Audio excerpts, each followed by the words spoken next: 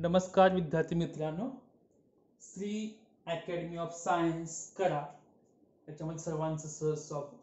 तुम्ही आता 11ला आता ऍडमिशन घेणार आहात. तुम्ही आता 11 मध्ये आहात असं कन्सिडर करा.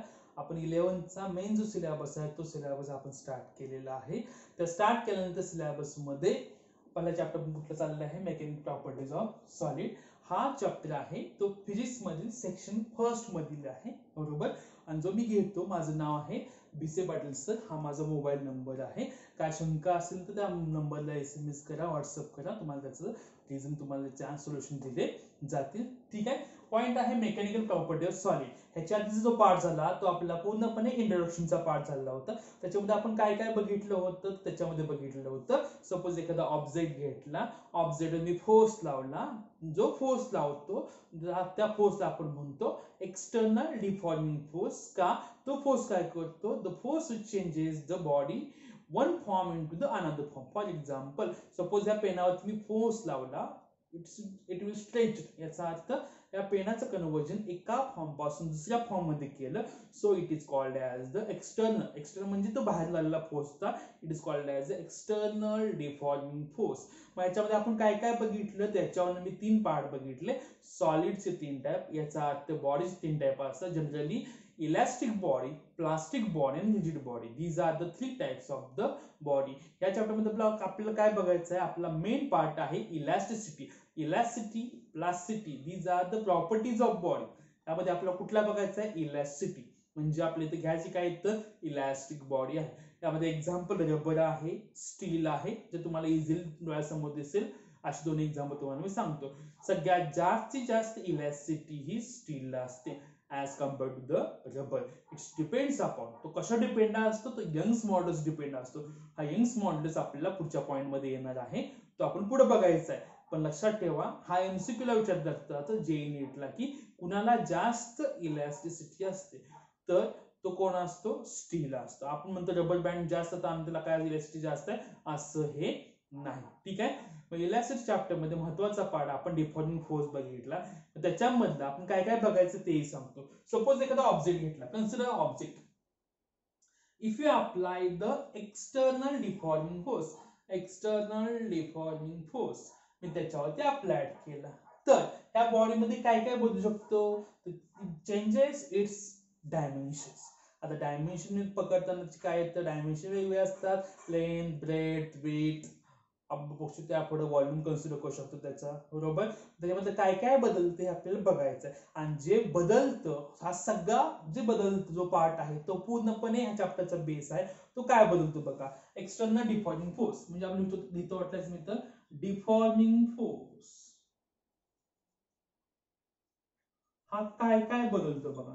पहिला पार्ट हा काय बदलू शकतो, सपोज मी बॉडी ओढली तर त्या बॉडीची लेंथ बदलू शकतो, बरोबर. दुसरा पार्ट, आता लेंथ बदलल्याचा त्याचा व्हॉल्यूम सुद्धा बदलू शकतो, बरोबर. तिसरा पार्ट, त्याचा शेप सुद्धा बदलू शकतो. शेप आणि साइज सुद्धा आपण म्हणू शकतो, बरोबर. हे 3 पार्ट लक्षात ठेवा. डिफॉर्मिंग फोर्स चेंजेस द, म्हणजे डिफॉर्मिंग फोर्स त्या बॉडी मध्ये कुठले कुठले फॅक्टर बदलतो. पहिला फॅक्टर आहे लेंथ, दुसरा आहे व्हॉल्यूम, तिसरा आहे शेप. हे आपल्यासाठी खूप महत्वाचं आहे. हे पार्ट घेऊन आपल्याला पुढे जायचं आहे. ठीक आहे. ह्याच्या प्रत्येक पॉइंटला एक नवीन पॉइंट अटॅच होतो, त्यामुळे हे तुम्हाला कळालं, तुम्हाला ही गोष्ट म्हणजेच काय, मी रिपीट सांगतो. लेंथ म्हणजे रबर बँड ओढला, त्याची लेंथ वाढू शकते का, तर वाढू शकते. रबर बँड ओढला आणि त्याचा काय होतं, व्हॉल्यूम हा चेंज होतो का, चेंज होतो, बरोबर. तर शेप बदलतो का, शेप सुद्धा हा बदलतो. These factor are changes due to the deforming force. Let's start the new point. The name is stress. First see the what is mean by stress. In Marathi we can ही ताण, आपण त्याला म्हणतो ताण, एखाद्या object वरती दिलेला stress.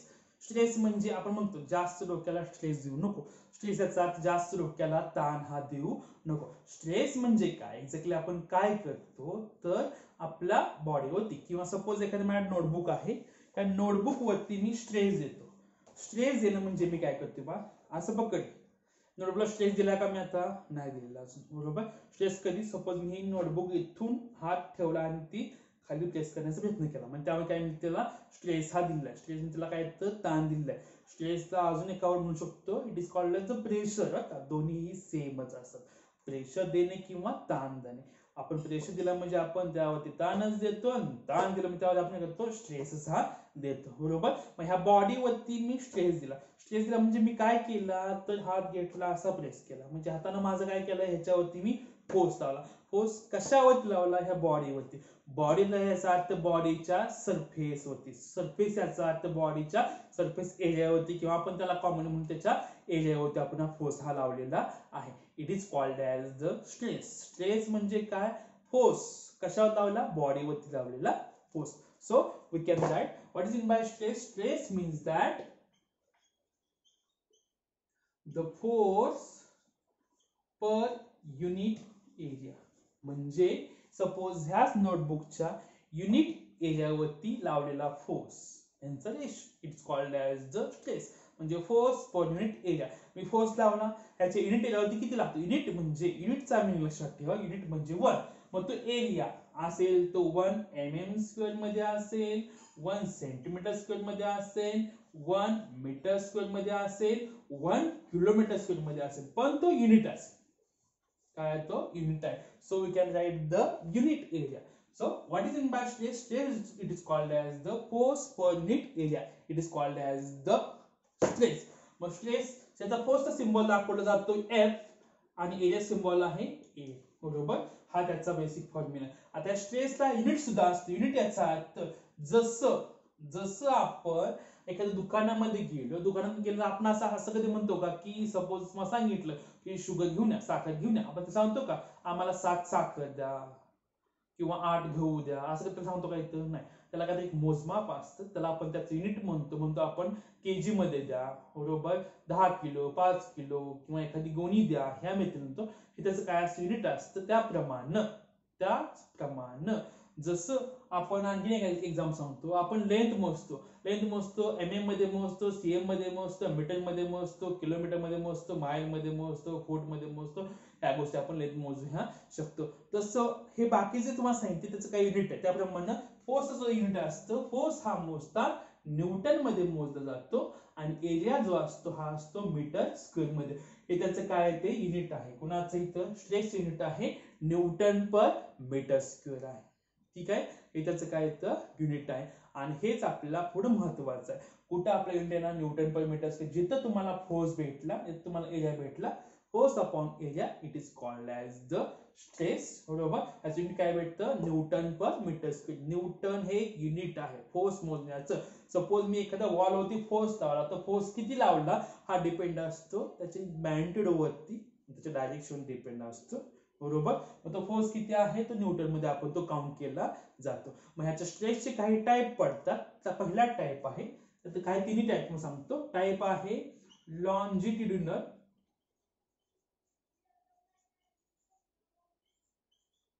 Stress, दुसरा आहे व्हॉल्यूम स्ट्रेस, तिसरा आहे शियर स्ट्रेस. ठीक आहे. आता हे जे पॉइंट समजण्यासाठी तुम्ही लक्षात ठेवा, एक महत्वाचा पार्ट, ह्याला ट्रिक सुद्धा आहे. या ट्रिकने जर आपण गेलो तुम्हाला इझिली हे सॉल्व्ह करू शकतो. आणि त्यातला ट्रिक काय आहे त्या ट्रिक सांगतो. पहिल्यांदा काय काय घडतं याच्यामध्ये, काय काय आपण सॉल्व्ह करतो. त्याचा पहिला पार्ट, कोणत्या वेळी काय पकडायचं असतं. आपल्याला माहिती आहे की डिफॉर्मिंग फोर्स हा काय काय बदलतो.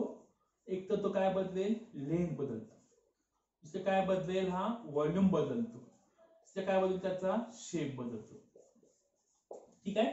माझी ट्रिक अशी आहे की कुणासाठी काय ते लक्षात ठेवावं लागतं. माझं ट्रिक तुम्हाला सांगतो.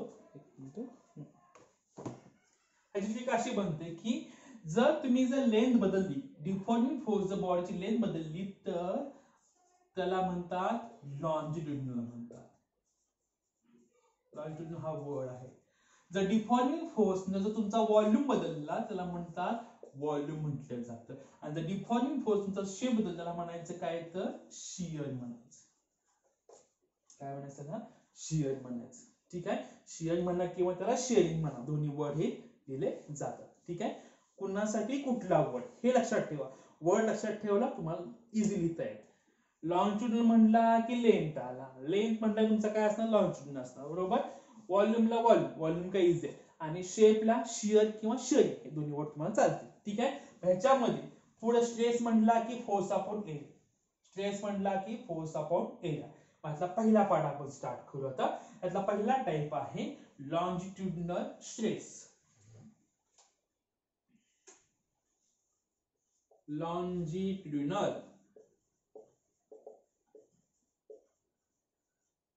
स्ट्रेस यातला काय तो पहिला पार्ट आहे. आता लॉन्जिट्युडनल स्ट्रेस, आता लॉन्जिट्युडनल स्ट्रेस म्हणजे काय ते सांगतो, बरोबर. आता ह्याला शॉर्टकट अजून एक ट्रिक आहे. तुम्ही एक डेफिनेशन तुम्ही नियर अबाउट 6 वेळा तुम्ही फिरू शकता. मग ते डेफिनेशन फॉर्मॅट सांगतो तुम्हाला. फॉर्मॅट सांगतो, if applied force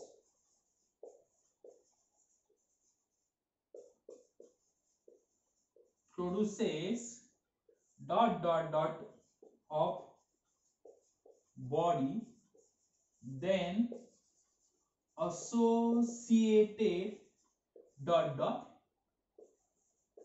it is called as ... ठीक आहे. ही त्याची काय ट्रिक आहे, त्या मेथडनं आपण त्याची डेफिनेशन इझिली लिहू शकतो. कुठल्याही वेनं कुठल्याही फॉर्मॅटनं आपण त्याचं पुटिंग करू शकतो. ठीक आहे. आता पहिला पार्ट सांगितलं तुम्हाला लॉन्जिट्युडनल स्ट्रेस. आता स्ट्रेसचा मिनिंग काय असतो, फोर्स अपॉन एरियाचा हा मिनिंग असतो. आता लॉन्जिट्युडनल स्ट्रेसची डेफिनेशन आपण काय लिहिणार बघा. लॉन्जिट्युडनल म्हणजे तो काय बदलतो लक्षात ठेवा. आता लॉन्जिट्युडनल स्ट्रेसचा मिनिंग आहे the stress which changes the length of body. म्हणजे असा स्ट्रेस तो आहे तुमच्या बॉडीची लेंथ बदलतो, so it is called as the longitudinal stress, बरोबर. मग आता हे डिफाइन कसं करणार ते सांगतो. इथे तुम्हाला फॉर्मॅट दाखवलं त्यामुळे टाकतो. इफ अप्लाइड फोर्स म्हणजे एखाद्या बॉडीवरती मी फोर्स अप्लाइड केला, प्रोड्युसेस, आता त्या बॉडीवरती मी फोर्स अप्लाइड केला त्यामध्ये काय होते, प्रोड्युसेस चेंज इन, इथे चेंज इन वर्ड द्यायचा आहे ना. आता चेंज इन, तो चेंज काय करते तो बघा.